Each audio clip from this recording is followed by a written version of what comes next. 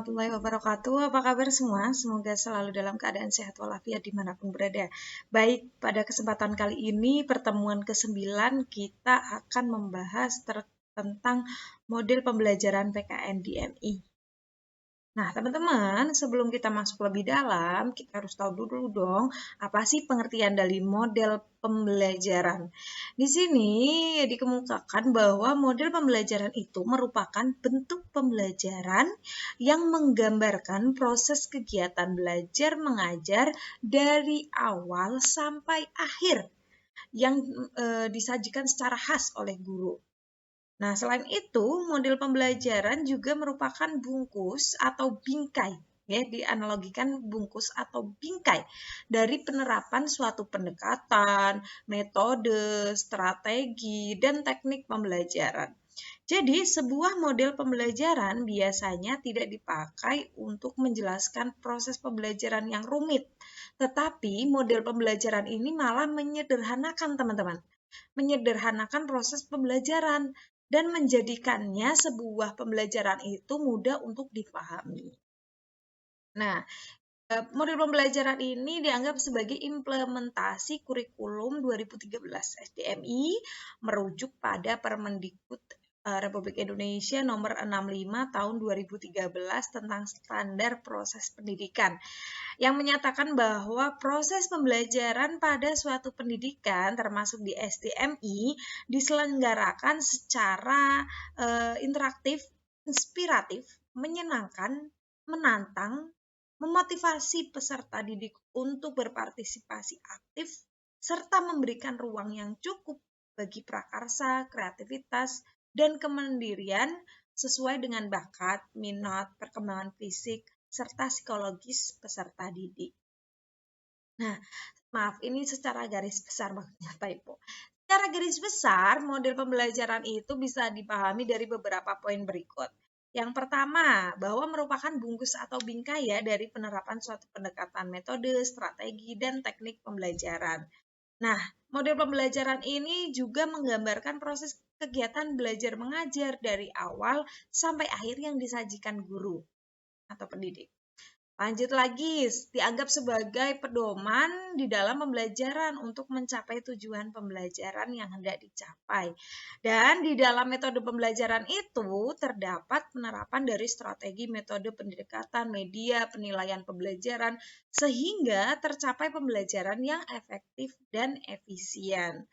Nah, model pembelajaran ini dipakai juga untuk menyederhanakan proses pembelajaran.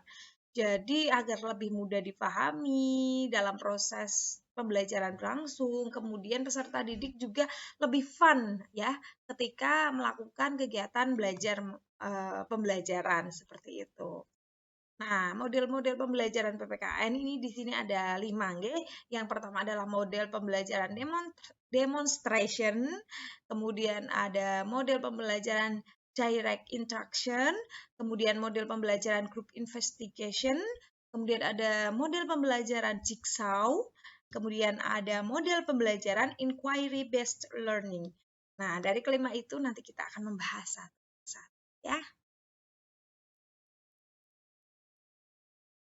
Kita akan memasuki jenis model pembelajaran yang pertama, yaitu model pembelajaran demonstration. Nah, model pembelajaran ini tipenya model pengajar yang menggunakan peragaan untuk memperjelas suatu pengertian atau untuk memperlihatkan bagaimana melakukan sesuatu kepada peserta didik.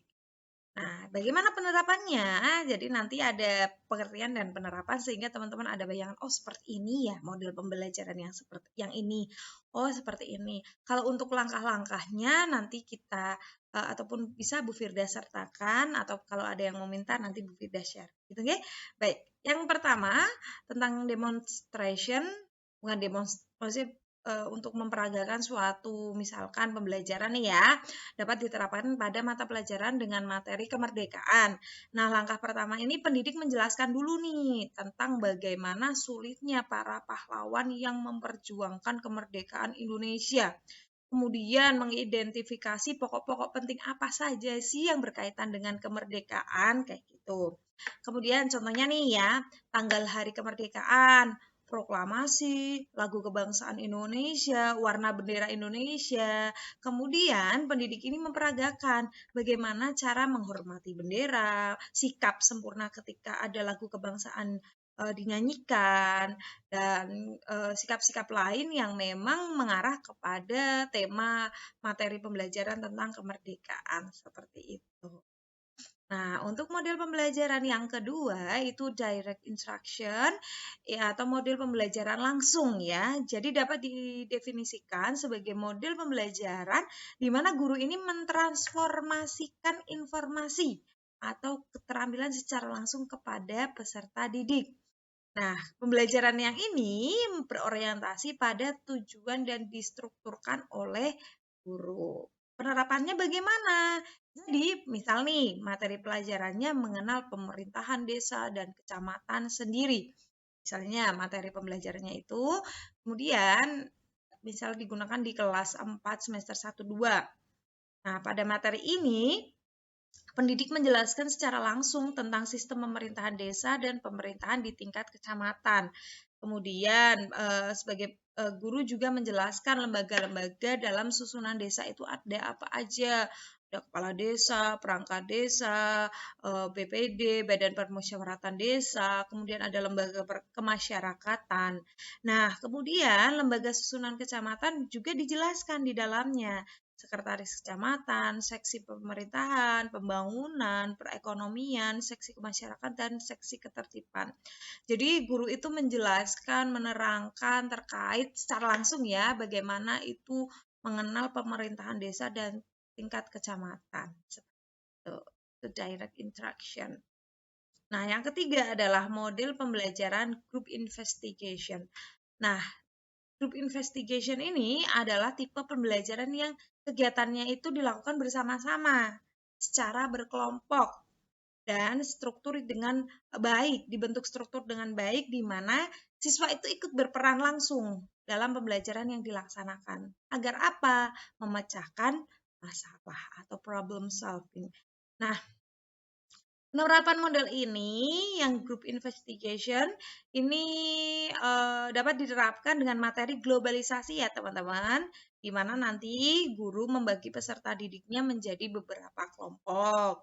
Nah, nanti peserta didiknya itu diajak untuk mengamati dampak dari globalisasi terhadap kehidupan sehari-hari.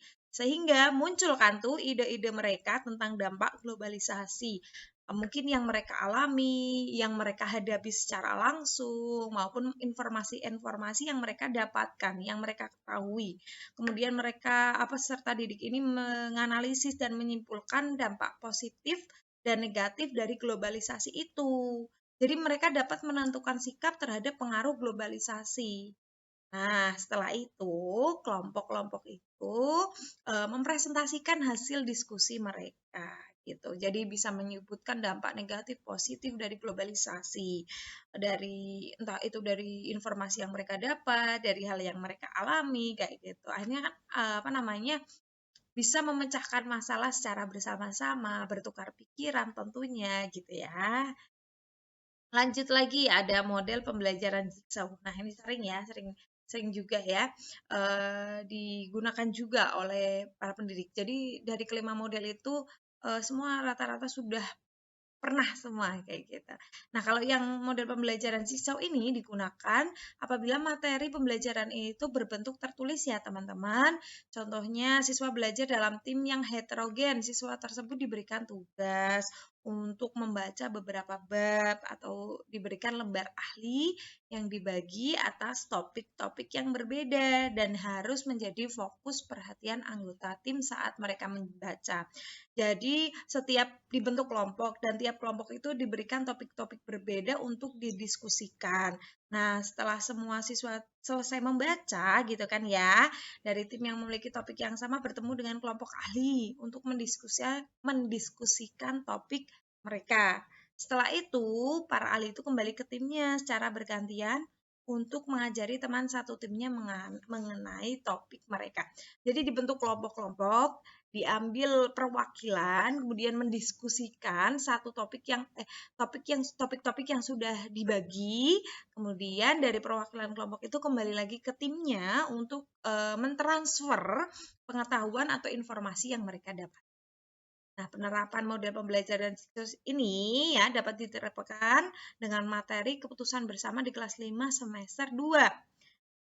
Seorang pendidik memberikan topik pembelajaran tentang musyawarah dan mufakat dengan mengikuti langkah-langkah model pembelajaran jigsaw dalam bentuk kelompok. Nah, misalkan nih, kelompok pertama ini membahas tentang pemilihan ketua kelas. Nah, kelompok kedua membahas tentang menghargai pendapat. Sedangkan kelompok 3 membahas tentang musyawarah. Nah, setelah mendiskusikan topik tersebut, kemudian perwakilan dari kelompok itu menyebar ke kelompok lain menyampaikan hasil diskusi mereka. Bisa difahami ya? Jadi dibentuk kelompok, misalkan kelompok 3 besar. Setiap kelompok misalkan berisi 7 atau 6 ya, misalkan. Atau dibentuk kelompok lebih besar nggak apa-apa, tapi diberikan topik-topik yang berbeda. Nah, mereka berdiskusi mencari hal-hal yang berkaitan dengan topik yang mereka dapat. Nah, setelah itu mereka disebar nih, yang tadi dikatakan juru ahli ya istilahnya. Perwakilan dari setiap kelompok itu mereka menyebar ke kelompok-kelompok lain untuk mentransfer informasi hasil diskusi mereka. Mereka juga bertukar pikiran dengan kelompok lain. Nah, dari itu akhirnya si perwakilan ini kembali lagi ke tim masing-masing mentransfer kembali juga informasi yang mereka dapatkan. Nah, itu tentang topik-topik yang berbeda dari yang mereka dapat. Gitu. Lanjut ada model pembelajaran inquiry based learning. Model pembelajaran inquiry based learning ini merupakan salah satu model yang dapat mendorong siswa untuk aktif dalam pembelajaran. Nah, kenapa? Karena merupakan suatu model pembelajaran yang berpusat kepada siswa.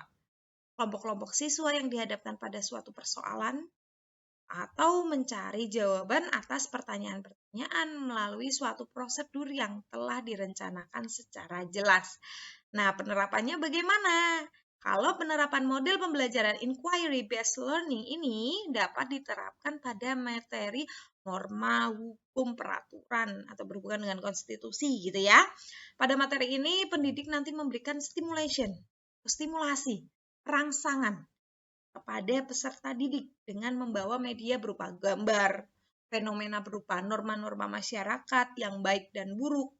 Kemudian peserta didik ini mengidentifikasi nih teman-teman gambar-gambar tersebut dan mencari tahu permasalahan dan bagaimana menyelesaikan masalahnya. Problem solving-nya bagaimana. Sehingga peserta didik ini dapat menyimpulkan bagaimana norma yang baik, mana yang termasuk dalam norma yang buruk. Seperti itu. Nah, semoga bisa dipahami ya dari kelima model-model pembelajaran itu. Jika untuk langkah-langkahnya nanti Bu Fida bisa sertakan, insya Allah semoga bisa dipahami semuanya ya. Mohon maaf atas kekurangan dalam penyampaian. Para calon guru-guru luar biasa, terima kasih atas waktunya. Semoga bermanfaat. Sekian terima kasih. Sehat selalu dimanapun berada. Wassalamualaikum warahmatullahi wabarakatuh.